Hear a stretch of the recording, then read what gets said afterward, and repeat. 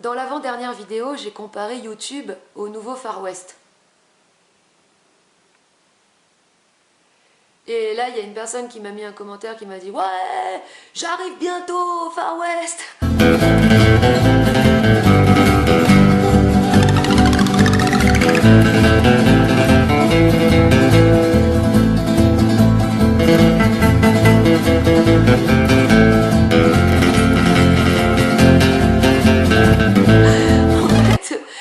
De dire ça, c'est vrai que ça donne envie. Tu te dis, ouais, moi aussi, je veux venir au Far West. C'est un espace où l'expression est libre. Et cette liberté a ses avantages et ses inconvénients. Mais tu peux pas, en fait, prendre que les avantages sans les inconvénients. C'est le package, ça va ensemble. Donc, c'est très tentant, tout ça. Parce que tout ce qui est nouveau, ben, c'est toujours tentant. Mais en fait, je vais profiter de cette vidéo pour faire une sorte de mise en garde, même si je sais que c'est des choses qu'on sait, mais le fait de les dire, c'est important pour sécuriser son mental, parce que c'est hyper malaisant, enfin c'est hyper difficile de s'exposer comme ça, d'oser s'exposer.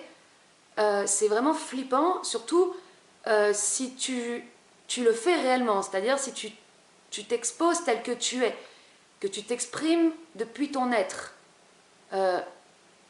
Si tu fais une chaîne YouTube pour faire des tutos pour changer des joints de culasse, bon, c'est moins flippant parce que tu es dans ton personnage de personne qui fait des tutos.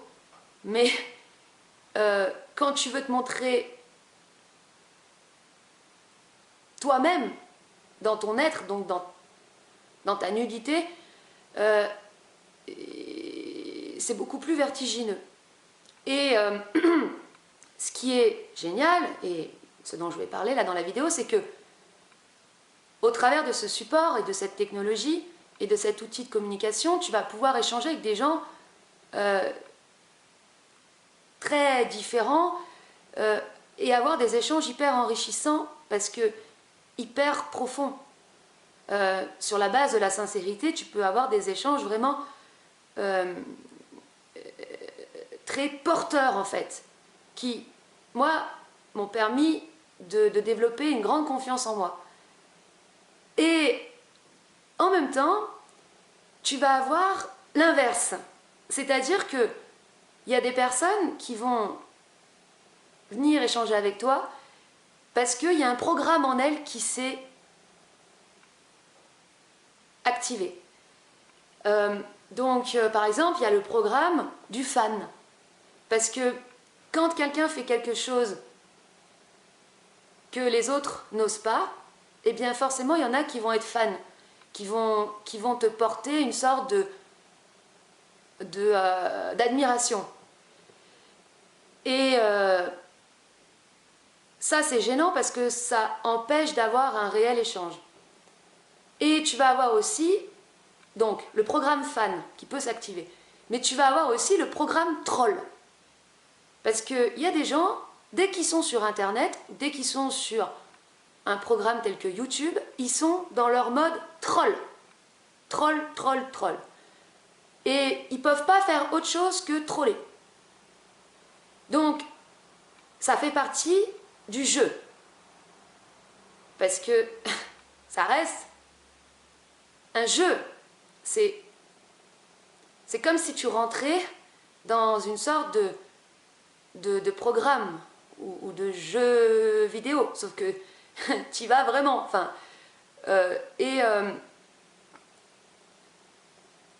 c'est très déstabilisant quand toi, tu as des espoirs de pouvoir établir un contact humain avec une personne qui est dans son programme de troll ou de fan ou de trucs un peu où il y a de la séduction, où il y a un jeu de séduction. C'est un peu la même chose, ce sera faussé. Et ça peut être, comment dire,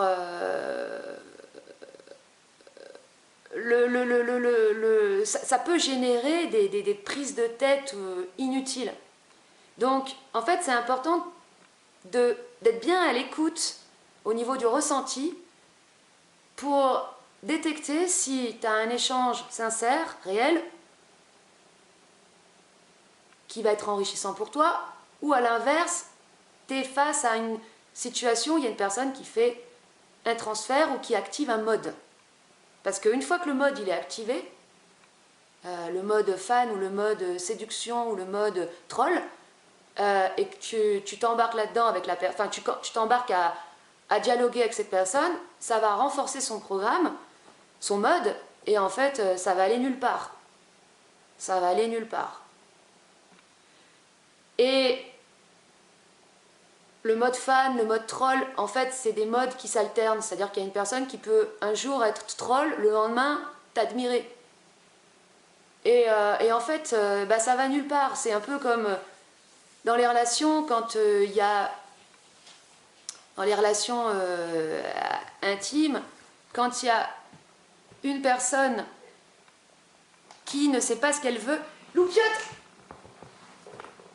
L'archétype, hein, le cliché, là je suis volontairement dans le cliché, mais par exemple de la femme qui ne sait pas ce qu'elle veut, qui aime le mec et en même temps elle ne l'aime pas, qui veut être avec lui mais qui veut être avec d'autres mecs en même temps, enfin ce genre de situation avec des personnes qui veulent toujours une chose et leur contraire.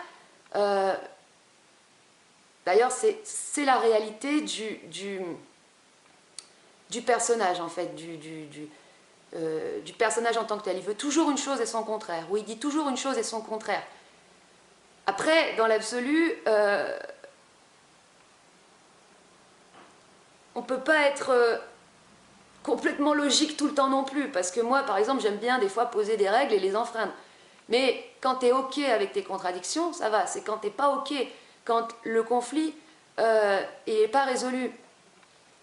Et quand une personne est dans des conflits intérieurs non résolus et qu'elle interagit avec toi, un jour elle va être super sympa et le lendemain ça ira pas quoi. Donc c'est pour ça que c'est important de bien faire la distinction entre ce qui a trait à ce qui est relatif à l'orgueil, au personnage, au paraître. Donc des fois il y a des gens qui paraissent sympas ou qui paraissent admirateurs, mais en fait ils sont en train d'essayer de t'acheter, de te flatter. Et ça peut entraîner en fait des échanges vraiment merdiques. Et à l'inverse, quand la base, le point de départ est bon, c'est-à-dire quand la base c'est la sincérité, et bien là par contre, ça va être des échanges hyper enrichissants. Et hyper porteurs. Donc, cet outil, il a ses avantages et ses inconvénients, et on ne peut pas, comme je le disais tout à l'heure, si on prend les avantages, il y a aussi les inconvénients qui vont avec. Il faut le savoir. Mais je le redis, si le point de départ, il est bon, c'est-à-dire que la démarche de ce que toi tu partages, de ce que toi tu proposes, la démarche, elle est sincère, c'est une démarche de partage, une démarche de transparence, une démarche de sincérité, alors le point de départ est bon. Je le redis encore une fois, mais parce que la personne en question me disait « Ouais, j'ai reçu mon téléphone, je vais pouvoir commencer. » Oui, mais si tu commences à te filmer dès le début avec ton téléphone, tu risques de tomber amoureux de ton reflet amélioré au travers de l'intelligence artificielle. C'est des petits glissements comme ça et ça va vite en fait. Ça va vite de se trouver mieux dans le reflet. Alors que quand tu ne te vois vraiment pas et que tu prends vraiment une caméra et que tu n'as aucun retour, du fait que c'est très malaisant, tu ne peux pas te raccrocher à cette petite fierté de te complaire dans une certaine facette de toi. Et donc ça crée une discipline, ce malaise en fait. Même là, moi je ne suis pas hyper à l'aise en parlant parce que euh, parce que je suis pas hyper à l'aise. Je serai jamais complètement hyper à l'aise non plus. Et le fait d'être toujours pas trop à l'aise, ben, ça permet de bien conserver cette fréquence de sincérité, qui est vraiment la base. Donc, l'avantage, c'est que ben, tu peux libérer ton expression, et c'est ça qui est en tant que tel émancipateur, parce qu'on a tellement été castrés de toutes parts, et on a dû tellement se conformer, se conditionner à une façon de paraître, une façon de parler, une façon de communiquer acceptable, standardisée, conventionnelle, que là, c'est une grande respiration. Tu crées ton espace au travers de ton expression, enfin, de ta parole, ça crée un espace, c'est chez toi. Ça fait penser un peu aux jeux en ligne où tu peux créer ton empire. Et t'avances. T'avances, tu progresses. Enfin, tu progresses. Dans le sens qu'il y a un déroulement. Et dans ta progression, dans ton avancement, tu vas faire des rencontres. Vraiment comme dans un jeu vidéo en fait. T'avances, il va se présenter des choses à toi. Des situations nouvelles. Alors si c'est toujours les mêmes situations, c'est qu'il y a un souci. Mais si tu te développes et tu te transformes, bah, tu seras confronté souvent à des situations nouvelles. Et donc c'est ce dont je vais parler dans cette vidéo, c'est des rencontres que tu vas faire. Et c'est important d'être préparé quand même à l'avance à certains types de rencontres. Quand tu t'exposes publiquement, tu sais que tu t'exposes à des tentatives d'humiliation, à tout un tas de trucs. Tu vas être une cible potentielle, il faut bien le dire,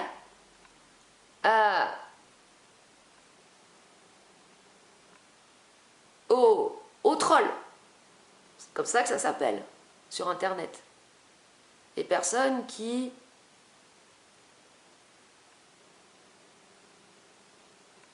font chier les autres. Parce que ça les amuse.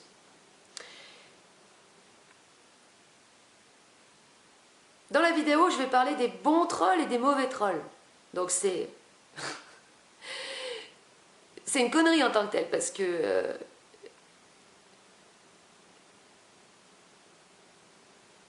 le bon troll et le mauvais troll, c'est les deux facettes d'une même pièce. Tout est indissociable dans ce monde. On ne peut pas séparer le bon du mauvais, les méchants des gentils. C'est intrinsèquement lié. Mais je parle volontairement de bons trolls et de mauvais trolls pour amener un peu de clarté par rapport à ce phénomène du trolling qui n'est pas que mauvais. Le troll, il est là pour bousculer. C'est son rôle. Quand tu t'exposes sur Internet, forcément, tu t'exposes à ça aussi. Tout le monde le sait, mais parfois on l'oublie. Et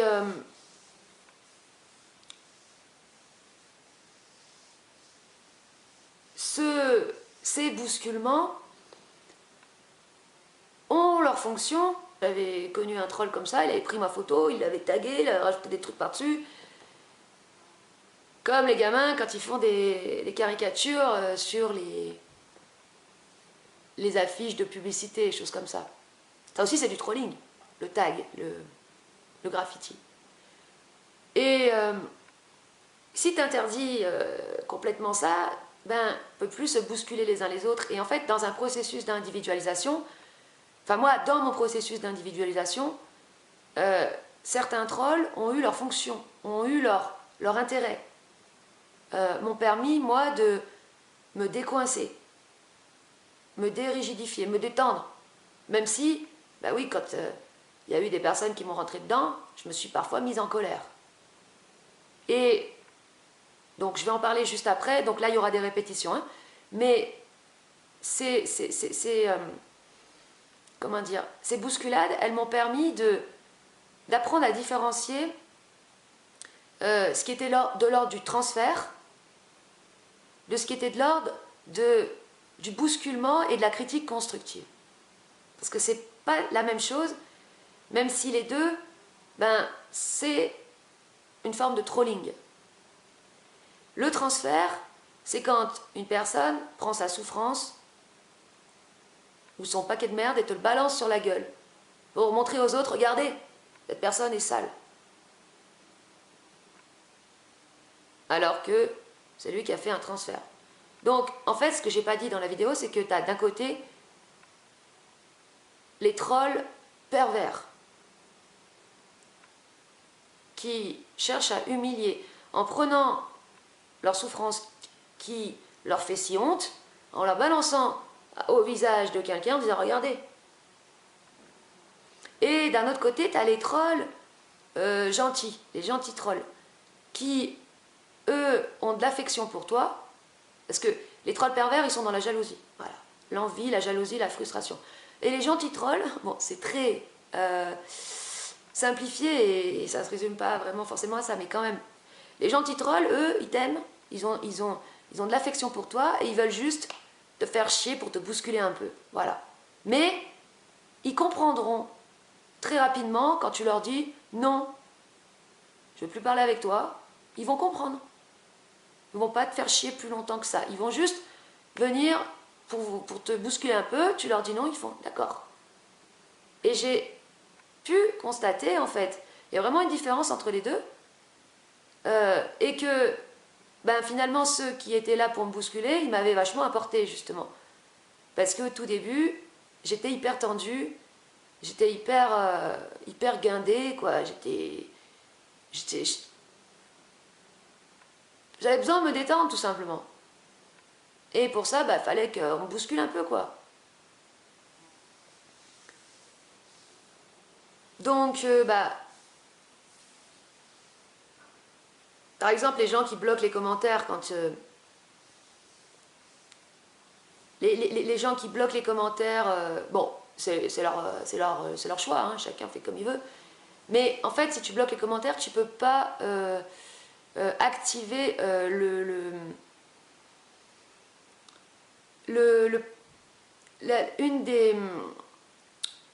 une des comment dire, une des options hyper importantes et essentielles et utiles dans l'outil qui est proposé via YouTube et qui permet, quand il est bien utilisé, de pouvoir développer de la conscience de soi. Parce que cette conscience de soi, elle se fait à la fois en se regardant, en s'écoutant, et ça se fait surtout comme ça, mais aussi par les retours qui peuvent se faire.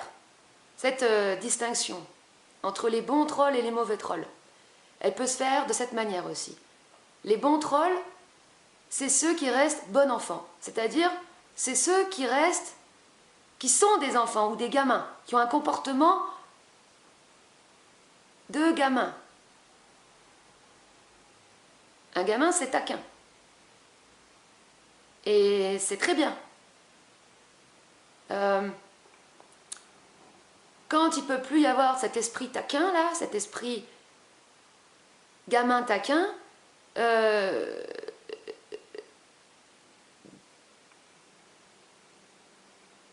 avec quelqu'un, c'est que la personne, elle est dans son orgueil. Si tu veux vérifier que quelqu'un est identifié ou pas à son personnage, fais-lui une blague. Moi, j'ai toujours fait ça, en fait. Quand j'allais rencontrer des gens, enfin, souvent, au premier contact, enfin, pas toujours, hein, mais souvent, au premier abord, au premier contact avec quelqu'un, pour voir si la personne est, en fait, tout simplement en contact avec son être, connectée à elle-même ou pas, je fais une blague et je vois si il y a une connexion. Je vois si la personne, elle est connectée à son enfant intérieur, tout simplement. à son côté déconnade, gamin, taquin. Voilà. Le mauvais troll, il n'est pas drôle, il est sarcastique. C'est pas pareil. Il est sarcastique. Il est malade. C'est un rire malade. Donc, c'est de la trollerie malade. C'est pour ça que je parle de transfert. Il prend son caca, il le balance sur les autres. Donc, ça peut pas être... Alors, ça va avoir sa fonction parce que ça va te permettre de comprendre le phénomène du transfert. Et ça, pour le comprendre, faut pouvoir l'observer ou l'étudier. Donc, ça va avoir sa fonction en ce sens-là. Pour comprendre que, je le redis, quand quelqu'un fait un transfert, imaginons une personne traite quelqu'un d'usurpateur, la personne qui fait un transfert n'a pas conscience qu'elle parle d'elle-même, de l'usurpateur en elle. Et ça, c'est la réalité dans le phénomène du harcèlement, du cyberharcèlement. Ce sont des phénomènes toujours de transfert, où des personnes vont juger des victimes, mais sans avoir conscience qu'elles parlent d'elles-mêmes. Donc, en tant que telle, c'est une maladie. Et en tant que telle, ça ne permet pas autant à celui qui fait ça qu'à celui qui en subit les conséquences d'avancer, en fait. Ça fait avancer personne. Ça fait régresser. Et ce comportement-là, de transfert, ça fait régresser dans le sens où ça ne rend pas... Ça rend moins... Ça rend stupide. Ça ne permet pas de développer l'intelligence. À la différence que la taquinerie ou le côté taquin, taquin, rentre dedans, ça, c'est stimulant, en fait. Le problème, c'est que quand tu n'as rien dans ta vie, quand tu n'as aucun projet vraiment, aucune ambition réellement, quand tu n'as vraiment rien, ben, tu fais des trucs qui amènent rien. C'est ça le problème. Qui t'amène juste une micro-jouissance, parce que le fait de faire chier quelqu'un, ça amène une micro-jouissance qui dure 3 secondes, voilà, et puis après, bah, plus rien, donc après il faut recommencer pour une micro-jouissance.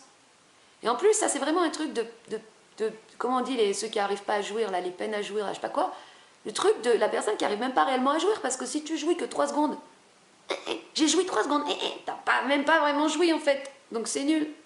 Pourquoi j'ai à ce point ce besoin de parler? Pourquoi je parle autant? En fait, c'est parce que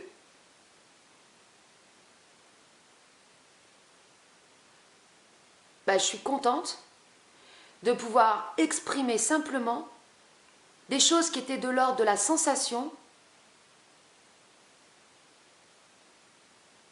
et que je n'arrivais pas à exprimer avant.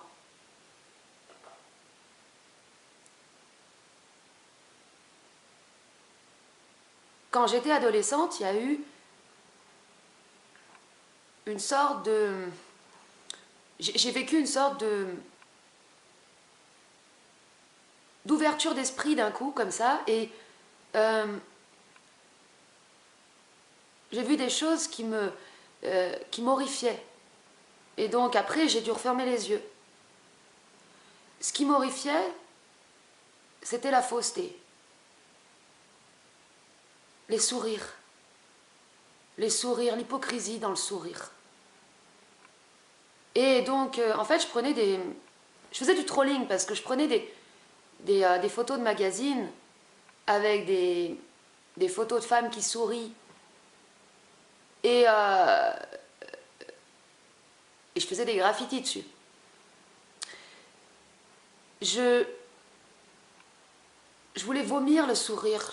Alors là, c'était un comble. Parce que j'ai mis une photo de moi en profil où je souris. Parce que je me fais mon autothérapie, en fait, pour me réconcilier avec le sourire. Mais le sourire, ça doit venir de l'intérieur. Le sourire faux, c'est hyper violent, en fait. Et moi, j'ai eu parfois des comportements très rentre-dedans avec certaines personnes qui me faisaient des jolis compliments, comme des jolis sourires. Parce que c'est faux, c'est artificiel. Et en tant que tel, c'est agressif, la fausseté. Il y a une différence entre sourire artificiellement et rire. Ou sourire réellement. Et moi, ce que je trouvais terrible quand j'étais adolescente, c'était de voir que, en fait, les sourires faux avaient remplacé les rires chez les adultes. Et c'est ça la différence aussi qu'il y a entre le bon troll et le mauvais troll, c'est que le bon troll, il veut te faire rire. Il veut te bousculer pour te faire rire parce qu'il sent qu'il y a une tension, que t'es coincé. Moi, mon compagnon, à l'époque, au début de la relation, j'étais tendue dans la relation. Il y avait des fois, il prenait, comme font souvent les garçons, une bouteille d'eau et il me balançait de la flotte à la gueule. Jusqu'à ce que je me marre. Alors au début, je m'énervais. Mais il le faisait jusqu'à ce que je me marre. Et c'était une forme de trolling, quelque part. Mais derrière, l'intention était bonne.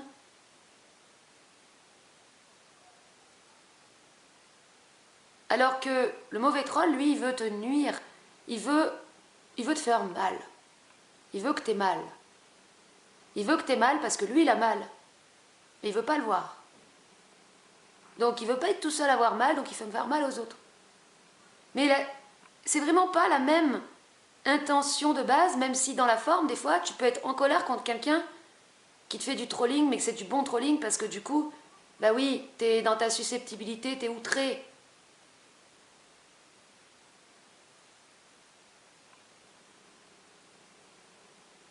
Et moi, j'ai mis des fois vachement de temps justement à comprendre que, en fait, il y en avait qui avaient des bonnes intentions derrière leur trolling.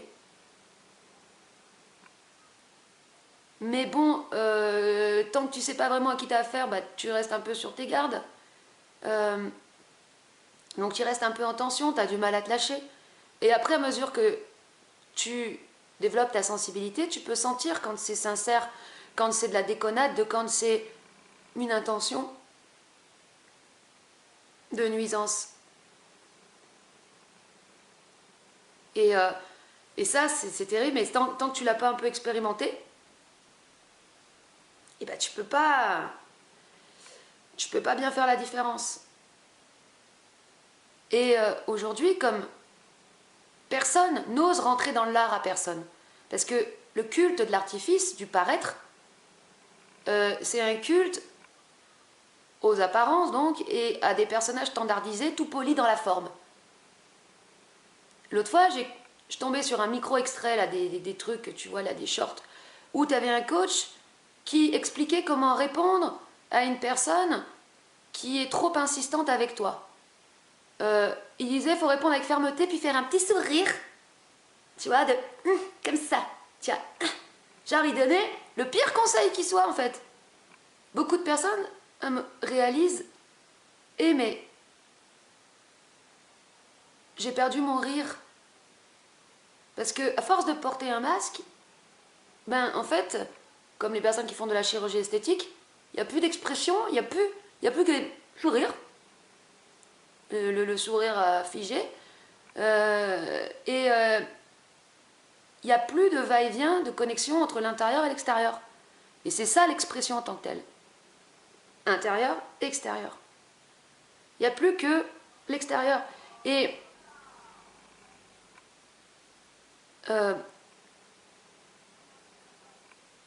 moi, j'ai mis tellement de temps à comprendre ce truc simple, que c'est l'expression qui libère, que c'est l'expression qui transforme, parce que avec tout ce que j'ai pu écouter, toutes les croyances qui m'ont été répandues, auxquelles j'ai adhéré, parce que j'étais dans la passivité, j'ai cru pendant longtemps qu'il fallait contrôler ses émotions, ou qu'il fallait les maîtriser, ou que les émotions étaient un perturbateur de l'appréciation, du jugement ou de l'intelligence.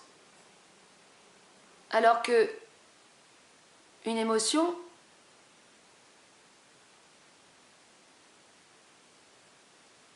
les émotions, c'est ce qui fait la richesse et la complexité de l'être humain. Et que le problème vient de la rétention de l'émotion, de la non-expression de l'émotion. Et ça, c'est un truc qu'on observe partout aujourd'hui. Moi, je parle du cri. Forcément, en tant que femme, bah forcément, je suis associée à la folie. Ça ne me surprend pas. Et en plus de ça, la folie, c'est un sujet qui m'a toujours intéressée, puisque je me suis... Enfin bon, Artaud, Antonin Artaud, le cri, la folie, tout ça, c'est des trucs... Il y a un fil conducteur, en fait, dans mon travail, à partir de là, sur tout ça. Mais j'ai parlé du cri parce que, justement, si tu bloques un mode d'expression, eh bien, c'est là qu'il y a un problème. Quand l'enfant a peur, il crie.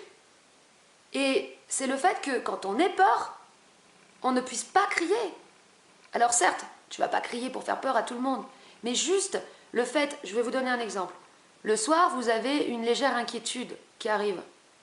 Et j'ai un ami qui me disait qu'en fait, c'est normal d'avoir une inquiétude le soir à la nuit tombée, parce que c'est dans notre génétique, en fait. Quand on était des australopithèques, et quand on vivait en extérieur, quoi, à la nuit tombée, on devenait une proie au prédateur. Ça, c'est un truc qui serait resté comme ça dans notre génétique, qui fait que, bah oui, le soir, à la nuit tombée, on a normal d'avoir un peu d'inquiétude. C'est normal, en fait. La peur, c'est une émotion, et c'est normal de ressentir de la peur. Mais ce qui n'est pas normal, c'est de ne pas pouvoir l'exprimer. Donc moi, ce qui se passe quand ça m'arrive, par exemple, à 19h d'avoir cette inquiétude, eh bien, je vais juste l'exprimer. Par exemple, bon, je vais faire semblant là, parce que là, j'ai pas peur présentement, mais imaginons, j'ai la peur qui arrive, je vais faire « Ah !» Je vais pas avoir besoin de le faire trop fort, juste l'exprimer. Et après, c'est bon. Et donc, c'est vrai que c'est incroyable d'en arriver à des conclusions aussi simples, de dire, et je suis pas la seule à en arriver là, plein de gens le disent, hein, que le problème, c'est la non-expression. Mais que s'il y a un tabou qui est posé sur le cri, parce que le cri est associé à la folie, qu'il faudrait non juste rire, faire le yoga du rire, parce que le rire, ça fait du bien, ou bon, pleurer. Mais si tu bloques le cri, ben non, tu bloques un mode d'expression, et le cri, c'est ce qui permet d'exprimer le plus large panel d'émotions, peur, joie, jouissance, tout ça. Donc, quelque part, je pense que c'est pas un hasard si moi, en tant que... Bon, je suis une femme, même si je ne suis pas identifiée au fait juste d'être une femme. Pour moi, je suis d'abord un être, je suis un être. J'ai une polarité féminine, une polarité masculine, mais bon, je suis une femme. Et je sais que pour plein de gens, bah, les gens, quand ils me voient, ils voient une femme, bon, peut-être une femme un peu bizarre, mais ils voient quand même une femme. Et que je parle du cri, bon, bah voilà, la folie, tout ça, machin. Mais ça, c'est des tabous, c'est des conditionnements qu'il faut absolument faire sauter de manière urgente, parce que tant que l'expression est retenue, eh bien, la rétention de l'émotion crée ensuite beaucoup de problèmes. Ensuite, beaucoup de dégâts. Celui qui retient, après, il se décharge sur les autres. Et tout ça juste parce qu'il n'a pas pu exprimer sa peur et sa crainte à un moment donné. Parce que, dans notre conditionnement, bah oui, une fois adulte, t'as plus le droit d'avoir peur. T'as plus le droit d'être triste. Voilà, tous ces trucs-là. Mais c'est ça qui n'est pas humain. Ce qui n'est pas humain, c'est de ne plus avoir le droit d'avoir peur, de ne plus avoir le droit d'être triste. Et dans tous les enseignements spirituels, avec les grands maîtres et tout, ils veulent tous te faire croire que si tu as peur, c'est que tu es inconscient, que tu es astralisé, que tu es sous l'emprise du samsara ou je ne sais quoi, parce que tu es encore dans l'illusion. Non. Moi, ce que je trouve non naturel, c'est de ne plus rien exprimer, d'être comme le lac Léman. Ça, je trouve ça très bizarre. Parce que je prends mon point de référence sur les enfants, sur comment sont les enfants, qui sont encore dans leur état naturel. Un être humain, un enfant, c'est un être humain qui est encore dans son état naturel. Donc je prends modèle là-dessus.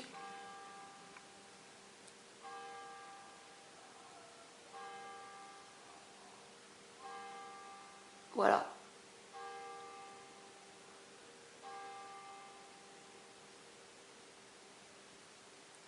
Et donc, encore une fois, le travail, il se situe au niveau de la déconstruction, du déconditionnement aussi. moi je réalise qu'en fait mon travail, il est essentiellement axé là-dessus, sur du gros déconditionnement. Et par rapport au sujet du trolling, ben oui, il faut faire un déconditionnement par rapport au phénomène en tant que tel, parce qu'il a son utilité quand l'intention de la personne est juste de te secouer. Si t'as personne qui est là, qui peut te secouer pour un peu te bousculer, ben tu vas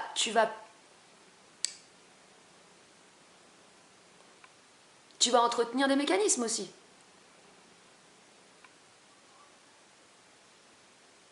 Et après, il y a ceux qui ne sont pas là pour te bousculer, il y a ceux qui sont là pour tenter de te faire mal. Parce qu'eux, ils ont mal et ils veulent que tu aies mal aussi. Et ça, c'est non. Bon, du coup, ça a son utilité aussi pour te permettre, toi, de développer ton ego, donc ta conscience de toi-même, ton ego, c'est-à-dire ce qui te permet de dire non à quelqu'un. De dire ça, non. Et il y a des personnes qui ont besoin qu'on leur dise non pour pouvoir avoir, elles, une limite. Sinon, elles n'en ont pas. Et voilà, donc ça aide en fait tout le monde finalement. Quelque part, ça, finalement, tout a quand même son utilité.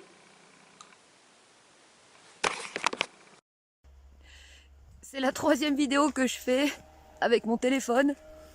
Ça m'amuse d'enfreindre mes propres règles. Je m'auto-troll. Je m'auto-troll.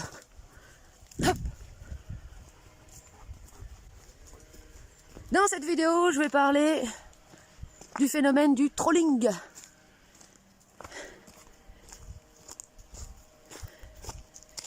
Pour dire que, comme dans tout, il y a les bons et les mauvais. Les bons trolls et les mauvais trolls. Et les deux,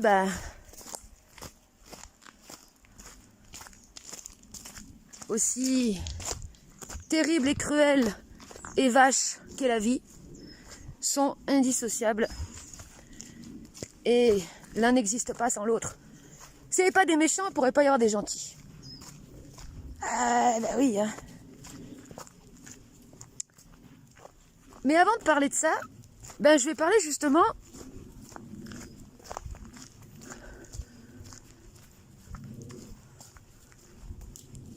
du mythe de Narcisse, qui est en fait le drame,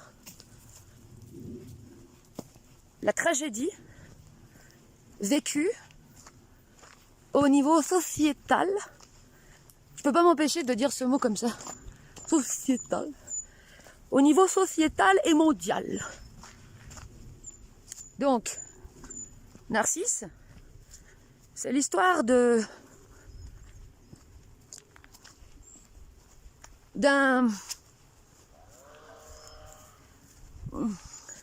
jeune homme, si je me trompe pas, j'ai même pas vérifié. Quelqu'un d'assez androgyne, si je me rappelle bien. Un adolescent. Oui, je crois que c'est un adolescent.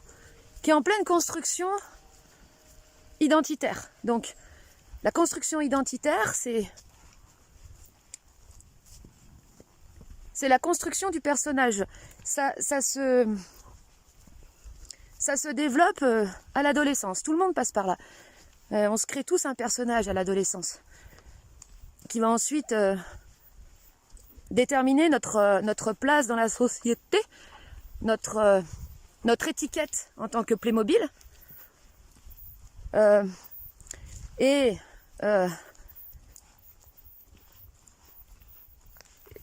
C'est un passage, oui, obligatoire. Quand je parle du processus d'individualisation, en fait, j'ai réalisé en observant autour de moi que c'était un phénomène qui se produisait aussi globalement vers l'âge de 40 ans.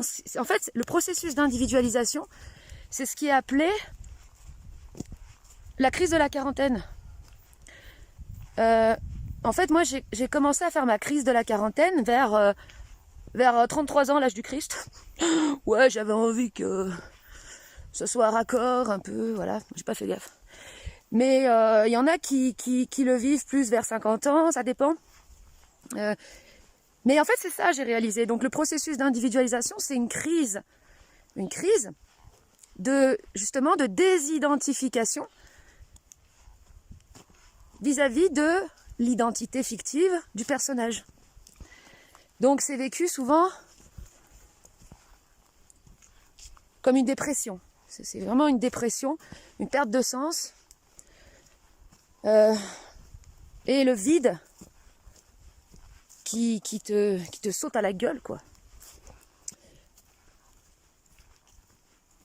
Et c'est une excellente opportunité pour justement s'éveiller à soi-même, à sa créativité, à son authenticité, à sa singularité.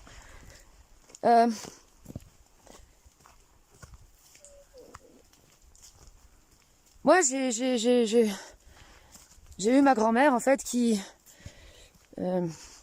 paternelle, qui, justement, vers l'âge de 40 ans, avait entamé une sorte de psychanalyse express rapidos, et qui, justement, l'avait ouvert à son potentiel créatif à cet âge-là.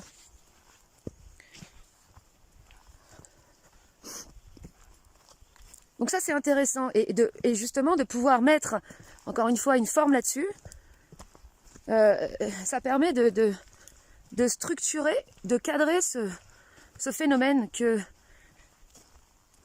qu'on vivra pas tous, hein, parce que tout le monde, par exemple, ne vit pas sa crise d'adolescence. Enfin, en fait, je pense que tout le monde le vit, tout adolescent le vit, mais tout adolescent ne l'exprime pas forcément.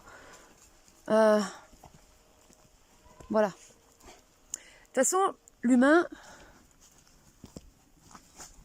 il est complexe, il mue. Et Loupiote, attends, ça, il y a des kleps. Reste là, Loupiote, il y a des troupeaux là.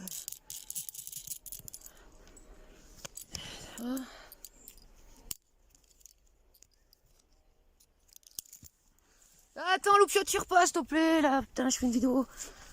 En même temps, il y a de la bestiole de partout. Bon, il mue, et moi-même, j'ai mué, en fait, comme j'ai mué à l'adolescence avec ma voix, là, après j'ai remué des choses en moi, et j'ai mué aussi au travers de ma voix.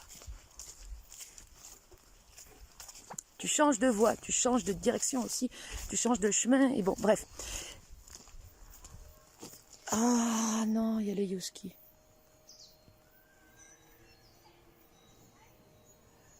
Bon, mais c'est quoi ce bordel?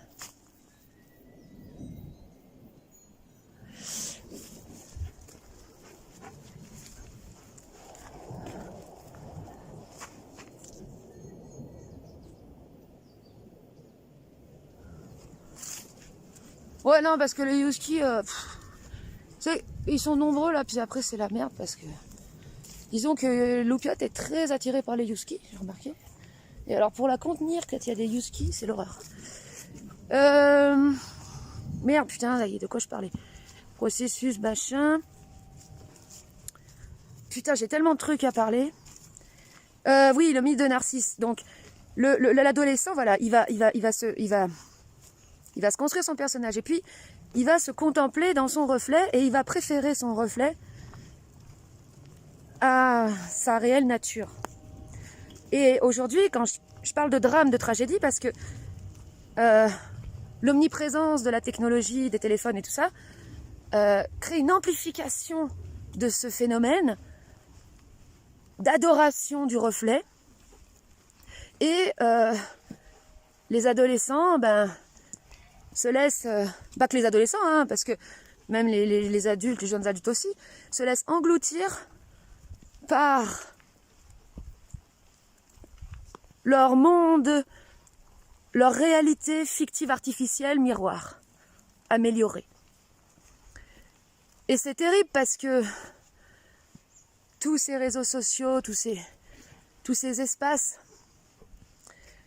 qui sont censés être des espaces de communication, de dialogue, d'échange, deviennent des espaces de contemplation dans le reflet, dans le personnage, Donc, dans les faux semblants, dans le mensonge, parce que l'adolescent, il se construit son personnage sur la base de la souffrance, de ce qu'il est en train de devenir, de sa transformation, de son corps qui le dégoûte ou qui lui... Enfin, je veux dire, la transformation quand même à l'adolescence, c'est un truc de fou quand t'as des... Surtout, bon, pour les hommes, avec la voix qui change, là, les boutons... Moi, ça a été les formes. Moi, les formes, ça m'a... Oh, ton corps qui change de forme, c'est quand même un truc de fou. Puis ça va tellement vite. C'est... T'es encore un enfant et hop, t'as un corps de femme. C'était là, mais non, mais pourquoi? Et puis t'as rien décidé, tu sais. T'as pas choisi. Ah bah non, on n'a pas de libre arbitre. Hein.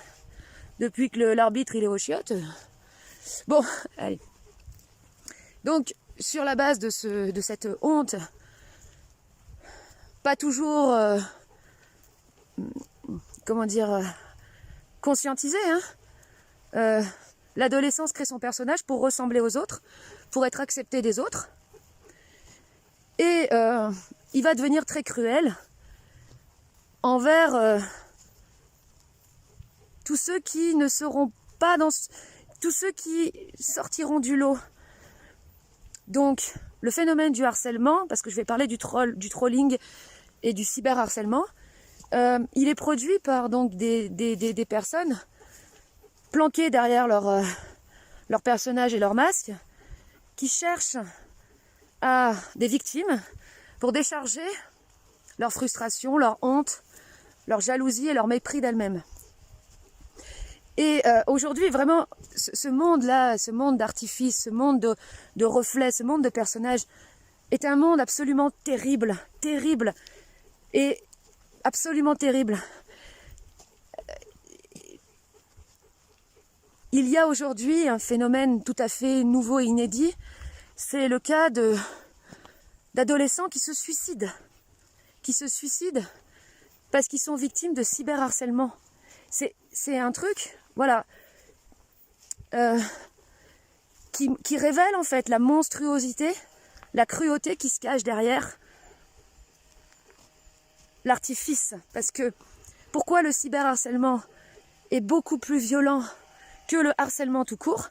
Parce que les personnes, derrière leur téléphone, derrière leur écran d'ordinateur, ne se sentent plus pissées, ne se sentent plus, se déchargent complètement sur leurs victimes.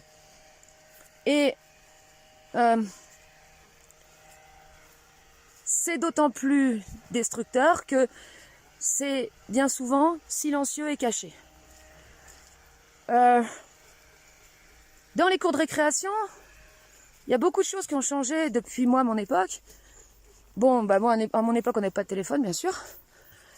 Mais surtout, on criait beaucoup, on jouait tout le temps. Et aujourd'hui, bah, en fait, les adolescents, ils crient moins. Enfin, c'est une généralité que je fais, hein. Mais ils sont en groupe autour de leur téléphone. Et donc, les agressions se font en silence par le biais de ces supports. Et c'est pour ça que c'est d'autant plus destructeur. Donc, j'en viens maintenant au phénomène du trolling. Parce que je disais que il y a les bons et les mauvais trolls. Quand je me suis engagée dans mon processus d'individualisation, quand j'ai commencé à parler et à assumer publiquement ma parole, j'ai fait des super rencontres. J'ai été, alors là, agréablement surprise. Non, c'est pas suffisant. J'ai été, comment dire, j'ai été surprise, mais vraiment surprise, par les retours que me faisaient les personnes qui commentaient les vidéos.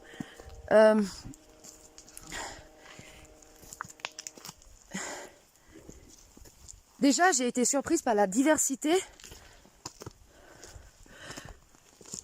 des genres de personnes et surtout par le fait que ma parole, qui en plus à l'époque était hyper hyper perché, enfin hyper méta, supra, ésotérico-spirituel, puisse trouver un écho. Et cet écho était possible parce que je m'exprimais depuis mon être, donc depuis ma sincérité, enfin en étant dans ma sincérité. Et sur cette base de sincérité, eh bien oui, j'ai pu faire des rencontres, bon, virtuelles, mais réelles en même temps, parce que même au travers du support technologique, eh bien, il y avait un échange, un contact, un partage, un contact humain qui se faisait par le biais justement de cette sincérité. Viens, Loupiote, allez, viens. Et donc, ces retours qui m'ont tellement agréablement surprise m'ont été extrêmement porteurs, et je remercie toutes les personnes, franchement, putain, c'est un truc de fou, comme ça m'a été porteur, comme ça m'a permis de développer de la confiance en moi. Oh là là là là là là. Et comme ça a porté ma parole, et enfin, c'est vraiment incroyable. Et moi, j'ai été surprise parce que, comme j'en parlais dans une précédente vidéo, j'ai été conditionnée à cet esprit français, cet esprit critique, mais surtout cet esprit castrateur de l'expression, quoi. Quand j'étais allée faire une partie de mes études au Canada, j'avais halluciné parce que c'était pas du tout la même mentalité, en fait, quand un étudiant présentait son travail, le public, donc les étudiants et les autres enseignants, marquaient un temps d'arrêt puis applaudissaient. Et ça, c'est l'esprit américain, anglophone, l'esprit d'équipe, que les Français ne connaissent absolument pas. Non, les Français, leur passion, c'est de se tirer dans les pattes. Le Français, hein, c'est bien connu, le Français, il est jamais content, le Français, il fait chier, le Français, il casse-burne, le Français... Ah, le Français, quoi, le Français! Alors que normalement, Français, ça veut dire franc! Oh là là là là là là là là! Il y a du taf, hein. Jeanne d'Arc, elle voulait délivrer la France des Anglais. Moi, je dis, c'est pas le problème, c'est pas les Anglais, c'est les bestioles dans les Français, quoi, qu'il faut enlever. Mais bon, tu peux pas le faire. Faut le faire. Enfin, faut que. Ouais, c'est impossible. Bon. Mais déjà, rien que d'en parler, déjà, c'est bien parce que. Voilà, donc, j'en viens. Quand tu décides de venir au Far West. Ah bah tiens, regarde-moi ça. Ouais, cette nuit il y a eu un orage là que j'ai filmé, je vais le mettre après, je pense. Quand tu dis allez tiens, je vais débarquer au Far West. Voilà.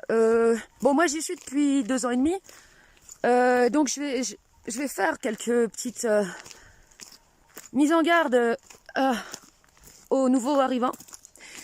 Si vous parlez français, vous allez débarquer dans le Far West francophone. Far West francophone, il y a les Belges, les Suisses, les Québécois, les Dom-Tom. Ça, c'est la partie sympa, la partie ouverte d'esprit de la francophonie. Mais vous allez avoir aussi des Français. Et c'est contre les Français. Alors, bien sûr, les Français sont pas tous des hyènes, hein. Mais bon, quand même, il y a un gros concentré. Il y a un gros concentré de hyènes en France. T'sais. Donc voici les petites mises en garde. Moi j'ai trouvé un outil. Là je vais vous en parler.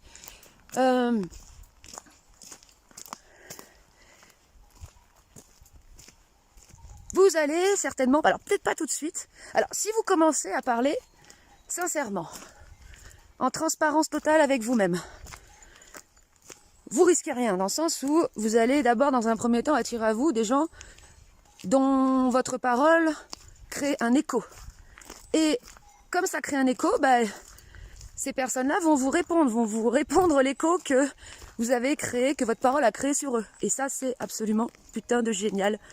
Oh là là là là là là, ça c'est... Quand tu as souffert toute ta vie de te sentir différent, de te sentir un extraterrestre, de te sentir un cassos ou un handicapé, peu importe, ou un foldingo, je ne suis point foldingo. Bah là, tu trouves des gens un peu comme toi, même s'ils sont complètement différents, mais qui trouvent un écho et qui te renvoient leur écho. Et c'est absolument vraiment génial. Hein. Ça te... c'est génial. Donc dans un premier temps, voilà, tu vas avoir, on va dire, ces bonnes personnes. Tu vas avoir des gens qui vont te flatter, mais ça moi j'ai mis du temps avant de faire la distinction entre les personnes sincères et les flatteurs. Ou les flatteuses. Puis c'est vrai qu'au début, quand tu as besoin de prendre confiance en toi, tu fais pas trop la distinction. Tu vois un compliment, bof, t'es content, tu mets un cœur, voilà. Tu vois pas que c'était un cœur empoisonné, qu'en fait c'était une flatterie pour renforcer ton orgueil et pour te prendre de haut. Parce que le nombre de gens qui, en fait, te jugent intérieurement et en fait te font un compliment, tu sais, c'est comme les gens qui essayent d'être sympas avec les personnes handicapées, mais tu vois, tu sens ça pue la merde, qu'en fait c'est hyper condescendant, enfin horrible. Mais après, bon, tu vas apprendre à flairer, à sentir le mensonge. Et tu les enverras bouler. Tu les enverras bouler. Ou alors ceux qui viennent t'idolâtrer. Boum. Un coup dans la carapace de l'orgueil, là. Prends ça, morue. Tiens, morue. Prends ça. Après, tu peux inventer des... Oh, c'est pas des injures, mais qu'on appelle ça des sobriquets. Enfin, des petits trucs comme ça. En mode Capitaine Haddock, tu vois. Un peu... sympatoche, quoi. Ectoplasme. Moi, c'est vrai que j'aime bien morue. Morue.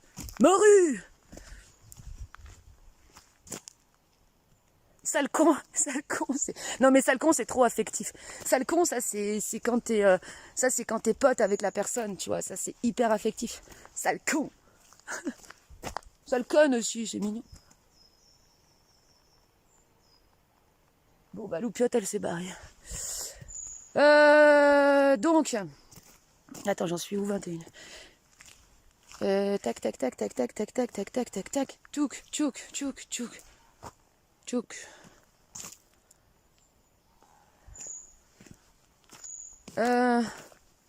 Et merde, je parlais de quoi du coup? Voilà, donc là tu les envoies bouler, ceux qui viennent te flatter ou ceux. Alors voilà, au début tu vas surtout avoir des personnes qui ont tout simplement qui expriment à leur manière qu'ils ont été touchés par ce que tu dis ou que ça fait un écho en eux. Et tu vas avoir les flatteries. Et ensuite, tu vas commencer à avoir des trolls. Les premiers trolls qui arrivent. C'est comme, tu vois, c'est comme dans un Walt Disney. Tu te promènes, tu vois, dans la nature. Ah là là là là là là là. Là, tu vois les petits oiseaux, tu vois les petits lapins. Tu rencontres des gens. Oh là, machin, c'est cool et tout. Tiens, voilà les nains qui rentrent du travail. C'est cool, tu te reconnectes à ton âme d'enfant, c'est sympa. Puis, tu vois pas, vu que t'es content, tu vois pas qu'il y a un peu des ombres qui traînent dans les coins. Et en fait, c'est des trolls. Ils sont planqués derrière les arbres. Et tu vois, dans un premier temps quand même, parce que la vie est bien faite, si tu pars du bon pied, en étant sincère, transparent, protégé par ta sincérité, par ton être, par ton être tout simplement, tu vas avoir des bons trolls qui vont te montrer comment fonctionne le transfert. Parce que, en fait, souvent, il y a des gens, tu vois, qui te chient à la gueule, que toi t'envoies chier, et qui après vont dire aux autres « Ah, mais cette personne n'accepte pas la critique. C'est une personne qui a vraiment pris la grosse tête. Supporte pas qu'on dise des choses, critique sur elle, quoi. Non, non, non. Quand t'as de la dignité, tu supportes juste pas qu'on te chie la gueule. C'est pas la même chose. On confond encore critique et transfert. Une critique, une vraie critique, c'est toujours constructif. Une vraie critique, ça a toujours pour fonction de déconstruire de l'artifice, de la forme pensée, de la croyance, de l'illusion. Pour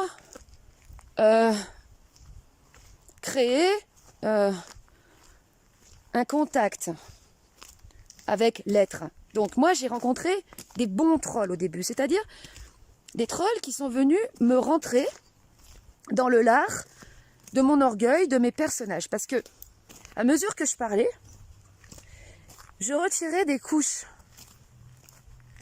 je retirais des costumes. Parce que tu passes pas d'un coup comme ça de ton mode Playmobil à ton...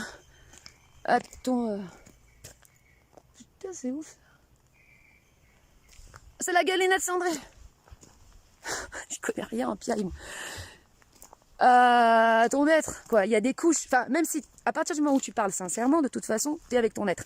Mais ça n'empêche que tu as quand même des couches qui t'enveloppent, qu'il faut retirer.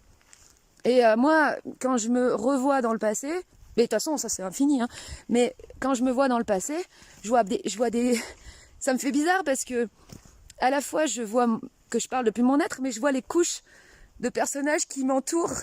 Et j'ai eu des personnages, moi, mais j'ai eu une espèce de châtelaine, une châtelaine aristocrate fin de race, démunie, vieille aristocrate sans un sou, là, qui a même plus d'argent pour refaire le toit de son château. Je sais pas d'où ça venait ce truc, parce que j'ai dû me traîner ça dans ma génétique, ou je sais pas, parce que j'ai des... du côté de mon père, il y avait une aristocrate et tout. À la base, mon nom, il y avait une particule qui a ensuite été retirée. Donc peut-être, je me dis, c'est une mémoire d'un ancêtre. Enfin, on s'en fout après tout, parce qu'après, de l'autre côté, par contre, j'ai des paysans très... Ouais, bon, bref, on s'en fout. De toute façon, ça, c'est l'héritage. Et donc, il y en avait des trolls qui débarquaient, là, et qui me rentraient dans l'art de ces personnages. Genre, une fois, il y en a un qui me dit... Bah ça y est, tu nous as sorti Margaret Thatcher maintenant. Parce que j'avais fait une vidéo intitulée Covid et conscience pour me positionner par rapport au vaccin et tout ça. Et j'étais hyper froide. J'étais hyper rigide. Et Margaret Thatcher à côté, on aurait dit un bisounours quoi. Alors du coup ça m'avait énervé parce que moi j'étais à fond dans le truc et tout. Et après avec le recul, j'ai vu qu'en fait le mec, la personne, elle faisait ça, c'était affectif. Les bons trolls, c'est toujours affectif. C'est-à-dire que ils viennent te faire chier, mais c'est juste pour te décoincer, te dérider, ou te dérigidifier, ou te déglacer. Tu vois, t'es tout glacé, et ils veulent te déglacer. Ou te faire déconner, quoi, quand tu t'as oublié de déconner, parce que souvent, ouais, quand on est dans le truc et tout, concentré dans ce yoga de la parole, parce qu'en fait, c'est ça finalement, le fait de parler en étant présent à soi-même en même temps, bah c'est un yoga. C'est un yoga de la parole. Bah, des fois, tellement t'es concentré, bon bah t'es un peu con. Mais t'es centré, mais un peu con et t'oublies de rigoler. Bah, on peut pas tout faire en même temps aussi des fois. Et donc voilà, après tu déconnes et tout, machin, c'est cool. Et après en général avec les bons trolls, ça fait des potes. Le bon troll, donc c'est celui qui cherche à démasquer le personnage. Je vous donne un exemple. Il y a un conférencier qui fait une conférence devant un public intéressé. Le bon troll, il est dans le public et il écoute ce que dit le conférencier. Et il va lui faire une blague, il va se foutre de sa gueule. Mais il va pas se foutre de la gueule de ce qu'il dit, il va se foutre de la gueule du costume de conférencier. Dans le but de créer un rapprochement du conférencier avec son public. Un rapprochement, un contact humain. Parce que ce qui bloque le contact, c'est le personnage. Le mauvais troll, lui, il n'est pas dans le public. Il est à côté, il est dans l'ombre. Et il regarde la scène, il voit le public intéressé. Et il voit le conférencier qui a des choses à dire intéressantes. Et il est jaloux. Il est jaloux.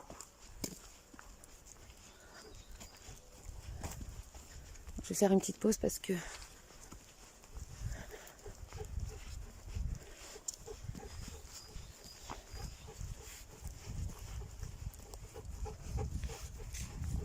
Bonjour.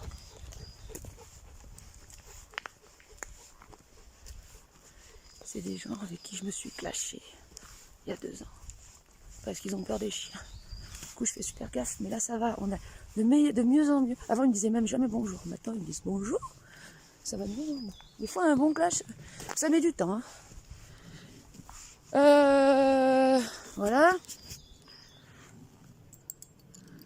Alors. Donc, le mauvais troll, lui, il est dans l'ombre à côté. Il est jaloux. Il voit, putain, conférencier, il a des trucs à dire. Oh, son public, il est intéressé. Bon. Moi, je veux être comme lui. Mais malheureusement, j'ai rien à dire, j'ai pas de taf, j'ai rien. J'ai une vie de merde. J'ai des trucs, je suis pas fière de moi, j'ai raté. J'ai chier. C'est pas grave. Je vais lui piquer son public, je vais lui piquer son costume.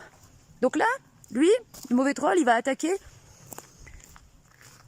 le conférencier.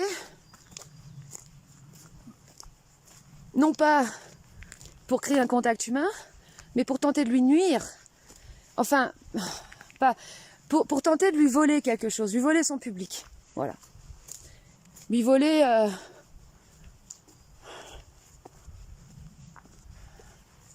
lui voler son public, oui, c'est ça. Donc il va faire comment ? Il va se foutre de la gueule du conférencier. Soit il va dire, regardez, il a une cravate, elle est toute pourrie, c'est une cravate de vieux.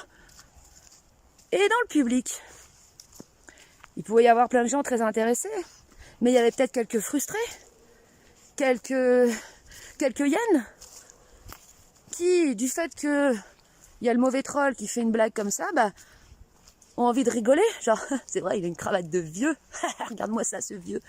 Et là, ceux qui se seront moqués, ils auront changé de regard déjà sur le conférencier, et ils se seront dirigés vers le mauvais troll pour aller écouter les sarcasmes du mauvais troll. Et comme ça, le mauvais troll va se constituer son public. C'est comme ça qu'il va se constituer son public. Donc il va ensuite aller chercher d'autres conférenciers ou d'autres figures comme ça, pour tenter de les humilier, de nuire à leur réputation, à leur travail, à leur image, pour récupérer le public. Donc, il n'aura pas grand-chose à dire. Alors des fois, il ira prendre un peu à droite à gauche des trucs pour donner une apparence de contenu. Et puis, ce sera bon, il continuera comme ça tout le temps. Parce qu'il n'en aura jamais assez. Du fait qu'il n'aura pas de travail réellement, il sera juste employé à faire grandir son public. Et c'est ce que font aussi les adolescents qui sont dans ces phénomènes de harcèlement. Hein. C'est que quand il y en a un qui s'en prend à quelqu'un, il va s'entourer d'un petit public. Il va constituer son public, son clan de hyènes. Lui, pour se sentir exister, pour que... pour compenser sa souffrance. Donc, le harceleur, c'est un individu, ou le mauvais troll, c'est un individu qui est en grande souffrance, qui est en tant que tel une victime, mais qui a honte de sa souffrance. Et je le redis, la clé de voûte de l'orgueil, c'est la honte. Hein. Ça peut paraître un truc, encore une fois, tu vois, à la con, putain, j'ai mis 3 ans à comprendre ça. Et c'est hyper important de le comprendre. La honte.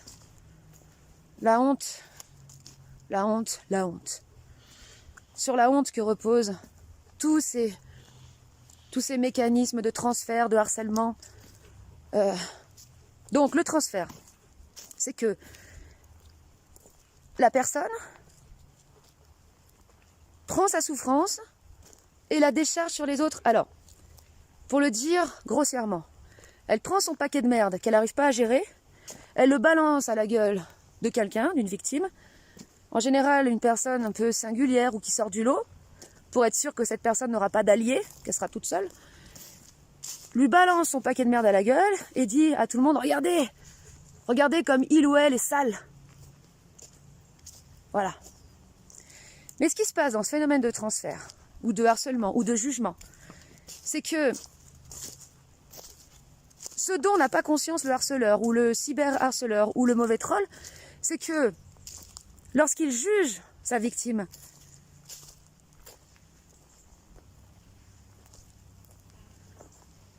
en lui donnant des qualificatifs de moche, de con, de fou, peu importe. Il ne parle en aucun cas de sa victime, il parle de lui-même. Vous connaissez tous le dicton, les enfants, c'est celui qui le dit qui y est. Ou un autre dicton, ce que me dit Pierre sur Paul m'en dit plus sur Pierre que sur Paul. Et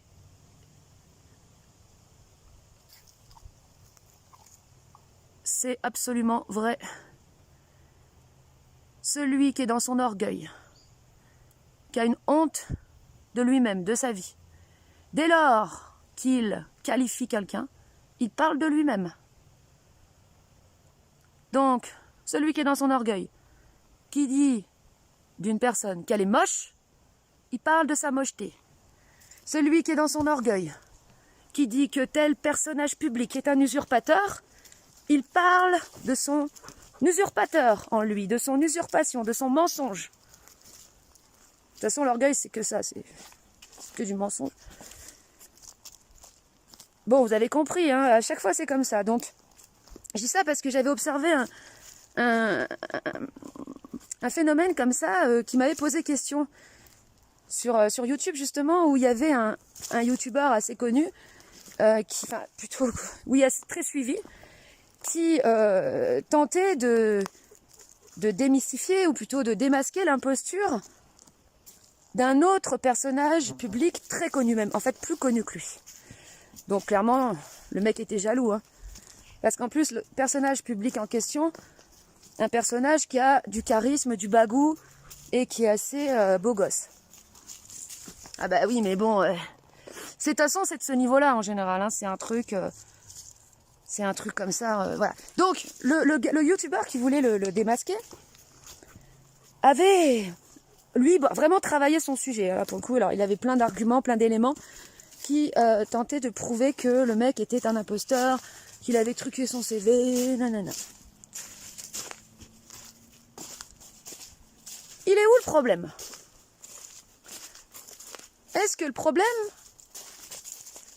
il est dans le fait que ce personnage public séduisant, là, ait menti sur son CV, ou soit un imposteur? Ou est-ce que le problème est dans le fait que ce youtubeur lui fait un procès gratuit comme ça, alors que l'autre personnage public ne lui a rien fait? Eh bien, le problème, il est là. Il est dans ce procès, ce transfert de frustration issu de sa jalousie que fait ce youtubeur à cet individu qu'il ne connaît pas et qui ne lui a rien fait. Mais en général, donc ce que j'ai observé, c'est que en général, ce qui se passe,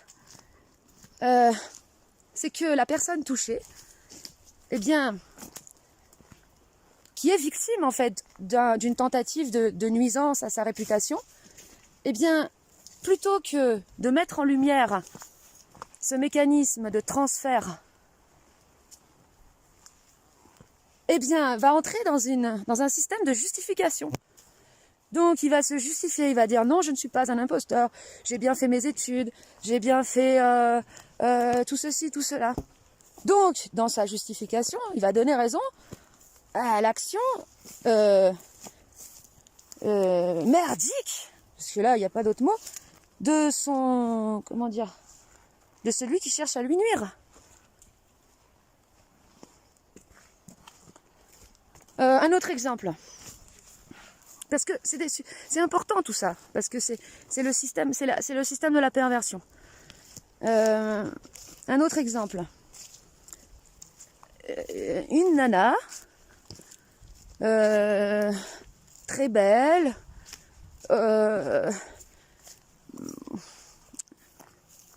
très très belle, allez, c'est bon, allez. Décide de monter un business et d'utiliser à fond ses charmes pour vendre des services, pour vendre un peu du vent, on va dire, et vendre par exemple, je sais pas moi, des soins énergétiques, des lectures d'âme, des soins auriques à, je sais pas moi, 5000 euros, tu sais, voilà. Et donc elle crée un site, elle met ça et tout, et il y a des gens qui achètent. Et là, il y a une personne qui voit ça et qui commence à exposer, à faire un procès à cette personne-là qui ne lui a rien fait. Il est où le problème? Bah, il est du côté de la nana qui fait le procès. Pourquoi elle fait le procès? Parce qu'elle est jalouse. Parce qu'elle aimerait faire pareil, mais elle ose pas, elle ose pas le faire. Qu'il y a des gens qui décident de leur plein gré d'acheter des séances à 5000 euros avec cette nana parce qu'elle est canon et parce que ça leur met de la poudre, ça leur met du baume au cœur et tout. Ben, c'est leur choix. C'est leur choix. Si la nana, elle est déclarée, c'est légal son truc et tout, mais il n'y a pas de problème. C'est ça le truc en fait. Si après la personne, elle est victime des abus de cette personne-là, bah oui, alors là, à ce moment-là, si elle est victime directement, eh bien oui, elle exposera le truc. Non, mais c'est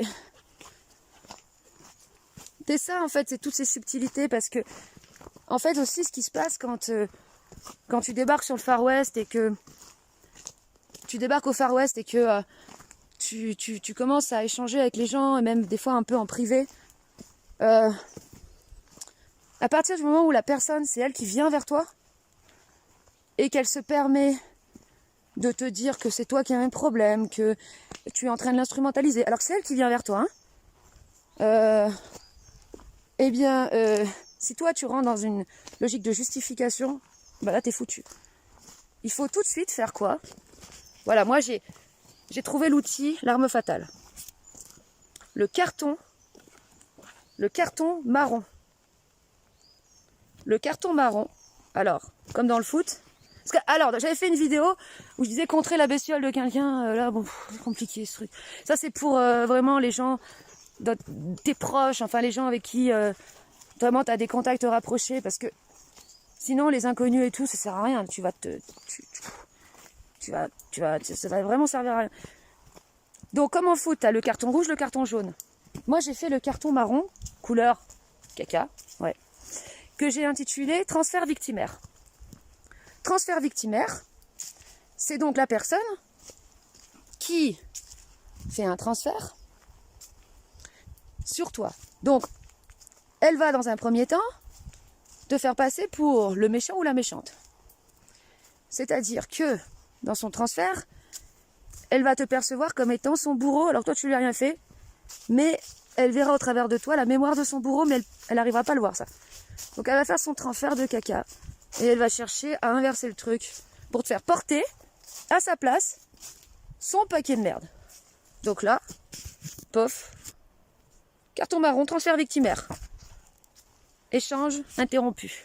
Échange, arrêtez tout de suite l'échange. Parce que le truc, c'est que tant que si la personne ne peut pas prendre conscience qu'elle a fait ça, et si toi tu essayes de parler avec, en fait tu vas nourrir le truc. Donc il faut interrompre l'échange et attendre qu'elle ait demandé pardon. Et si elle ne demande pas pardon, bah tant pis, il n'y a plus d'échange. C'est ça la règle, c'est qui va vers qui en premier en fait. Qui vient chercher la petite bête à qui, quoi.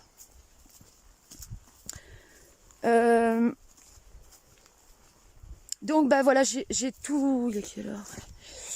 J'ai tout dit. Donc le bon troll, voilà, le bon troll et le mauvais troll.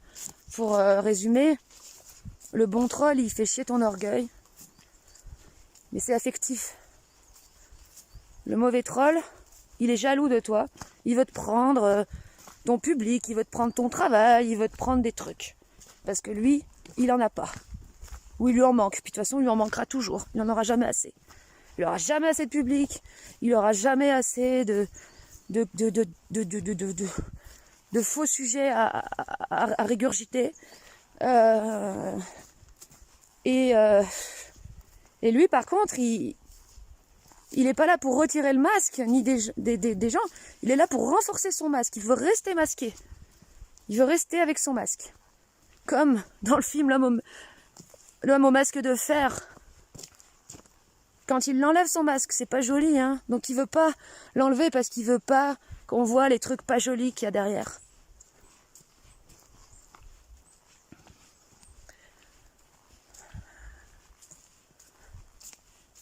Voilà. Phénomène du transfert. Transfert victimaire. Et donc dans encore une fois, le cyber, tout ce qui est harcèlement et tout ça, la personne, c'est elle qui est une victime, qui veut pas le voir, et qui va tout faire pour te faire souffrir, comme lui souffre. Et oui.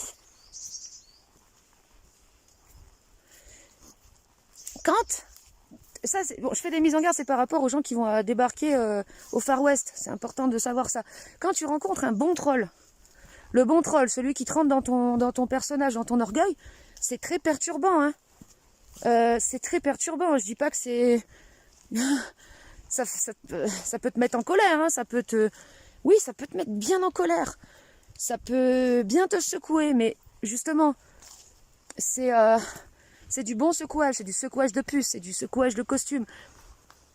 Et ça va... Et ça, ces trucs-là, ils vont te permettre, toi, de justement de te réajuster, de te transformer, de muer même, de réajuster ta voix.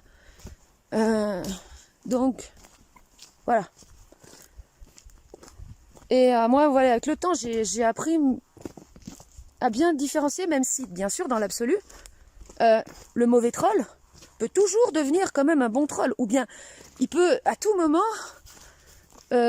avoir un déclic et ressentir le besoin de retirer son masque et de faire son autopsychanalyse. J'imagine le troll, tu sais, le troll qui a passé une vie de troll, une vie à troller. Troller, ça fait un peu trop laid, tu sais, quand t'es trop laid, tu veux pas assumer ta... Moi, en fait, si vous voulez, je parle de tout ça parce que j'ai un côté troll aussi, hein. Des fois, j'aime bien... Bah oui, je rentre dans l'art de l'orgueil, ça fait partie de mon caractère, de ma personnalité. Donc, voilà, on en a tous un de petits trolls à l'intérieur. Et c'est drôle. C'est drôle. C'est drôle. C'est très drôle. Et oui, donc à tout moment, le mauvais troll frustré qui décharge son paquet de merde et tout, qui est dégueu, hein, qui est pas propre, hein, il peut faire une conversion. La conversion, donc ça c'est un terme religieux, hein, donc en religion, bah, c'est oui, se convertir à Dieu. Bon, bah non. La vraie conversion, c'est de se convertir à son être, passer, donc, quitter le costume du personnage pour se reconnecter à son être. Ça, la conversion. Et ça commence, c'est une question de fréquence, de sincérité. Voilà. Et puis c'est tout, allez, hello, arrête. Non, mais c'est quand même, je le dis, parce que ça, c'est aussi un truc.